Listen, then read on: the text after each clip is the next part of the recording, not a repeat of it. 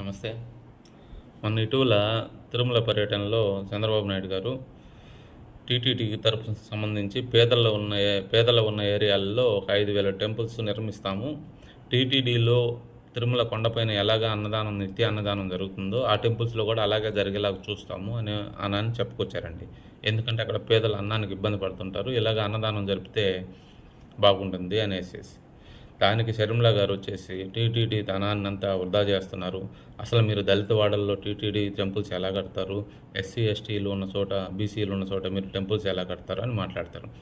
మా షర్మిల గారు కొంచెం మీరు సోయలో ఉండి మాట్లాడితే మీకే మంచిది. ఎందుకంటే దళిత వాడల్లో ఎస్సీ, ఎస్టీలు, బీసీలు ఉన్న చోట హిందువులు ఉన్నారు. అన్ని కులాలు ఉన్నారు. ఆ 3 కులాలే కాదు ఉండేది. అన్ని కులాలు ఉన్నారు. అన్ని టెంపుల్స్ ఉన్నాయి. ఎస్సీ, ఎస్టీ, బీసీల్లో కూడా హిందువులు బోలెడు మంది ఉన్నారు. మిగతా కులాల్లో కూడా క్రిస్టియన్స్ చాలామంది ఉన్నారు. అగ్రవర్ణాల కులాల్లో కూడా. మీరే కులం? మీరు క్రిస్టియన్స్ కాదా? మరి దళితుల గురించే ఎందుకు పేరెత్తి మాట్లాడుతున్నారు మీరు?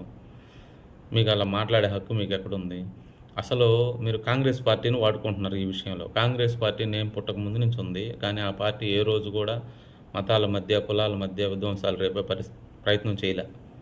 ఇప్పటికీ కూడా స్టిల్ ఇప్పటికి కూడా ఆంధ్ర రాష్ట్రంలో కాంగ్రెస్ పార్టీ కనీసం ఇష్టపడే వాళ్ళు కనీసం ఒక 30% ఉన్నారు. కానీ ఓటేయకపోవచ్చు.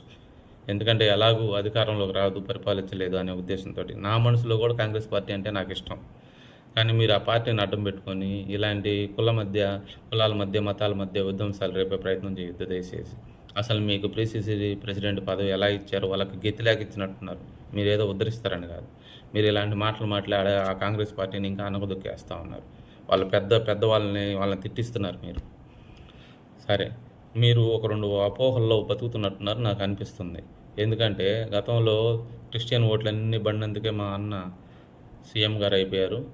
ఇప్పుడు రెండోది పవన్ కళ్యాణ్ గారు హిందూ మతం ధర్మాన్ని పాటించండి అని చెప్పి సనాతన ధర్మాన్ని ఎత్తుకున్నాడు కాబట్టి ఆయనకు కూడా బాగా ఫాలోయింగ్ వచ్చేసింది. దేశం మొత్తం మీద ఆయన ఫాలో అవుతున్నారు ఆయన్ని అనే ఉద్దేశంతో వాళ్ళిద్దరిలాగా చేస్తే నేను కూడా ఏదన్నా వచ్చే ఎన్నికల్లో సీఎం అయిపోవాలనే అపోహలో ఉన్నట్టున్నారు.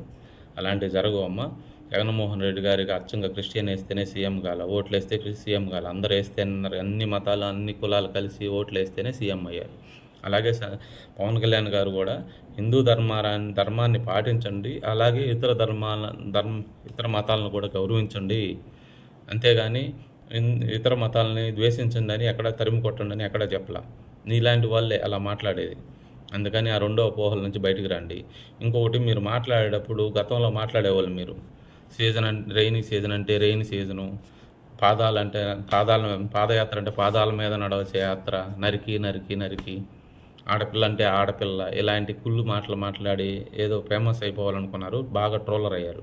ఇప్పుడు ఇలాంటి విషయాల్లో మాట్లాడేటప్పుడు అలాంటి చిల్లర మాటలు మాట్లాడకుండా నోరు అదుపులో పెట్టుకొని, ఒళ్ళు దగ్గర పెట్టుకొని జాగ్రత్తగా మాట్లాడాలి.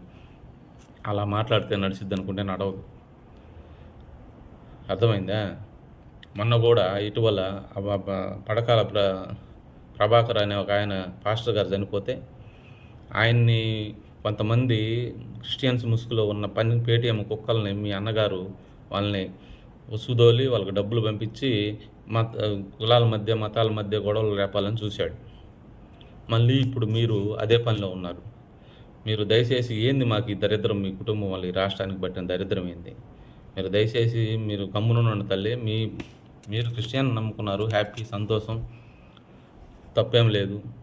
మీరు ఆ మతంలోనే ఉండండి. కానీ ఇతర మతాలను దేశించి జనాల మధ్య గొడవలు రేపే ప్రయత్నం మాత్రం చేయొద్దు. సర్వ మతాలు, సర్వ కులాలు అందరూ కలిసి బతికే దేశం ఇది. ఈ దేశంలో మీలాంటి వాళ్ళు చీడ పురుగులు ఇలాంటి మాటలు మాట్లాడే హక్కు మీకు లేదు. దయచేసి మీరు కామ్గా ఉంటే మీకే మంచిది. నోరు అదుపులో పెట్టుకొని మాట్లాడండి ప్లీజ్.